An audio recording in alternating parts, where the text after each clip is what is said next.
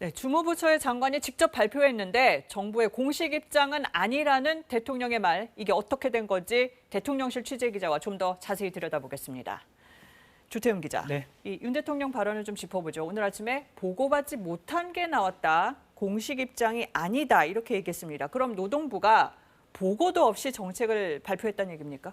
네, 저희도 그런 부분이 선뜻 이해가 안 돼서 대통령실에 해당 업무 담당하는 관계자들한테 좀 물어봤는데요. 네. 결론부터 얘기하자면 대통령실하고 조율됐고 보고도 했는데 오해가 있었다는 겁니다. 네. 윤 대통령 입장에서 보면은 대략적인 정책 방향을 설명하겠다라고 보고를 받았는데 구체적인 방안이 확정된 것처럼 보도가 나와서 최종안을 발표한 건가라는 오해가 있었다는 거고요.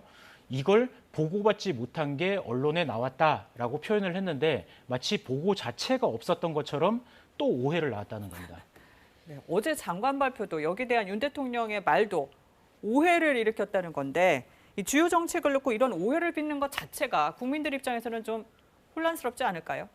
예, 대통령 그리고 장관이라는 자리가 가진 좀 무게를 생각해 보면 이 작은 오해를 불러올 수 있는 말도 이 국정 혼선으로 좀 이어질 수 있습니다. 당장 이 야당하고 노동계에서는 이게 정책을 좀 미리 공개해서 여론이 어떤지 좀 떠보는 이른바 간보기 한 거 아니냐 이런 의심이 나왔고요. 네. 대통령실은 이 노동계 눈치를 봐서 말을 바꾼 게 아니다. 앞으로는 부처하고의 조율에 좀 더 신경을 쓰겠다라고 했습니다. 네, 그럼 정책으로 돌아가서 주 52시간제를 유연하게 하겠다. 이게 공식 입장이 아니면 바뀔 수도 있는 겁니까?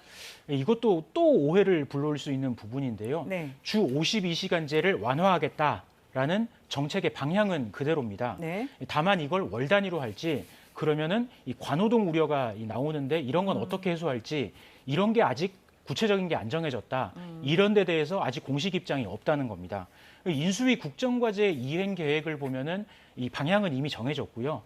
다만 이 어떻게 할지 이런 거는 연말까지 노사 의견을 듣고 이 의견을 모아가지고 방안을 정해서 내년에는 관련법 개정안을 제출하겠다는 게 대략적인 일정입니다. 네. 여기서 정리하죠. 조태훈 기자 잘 들었습니다.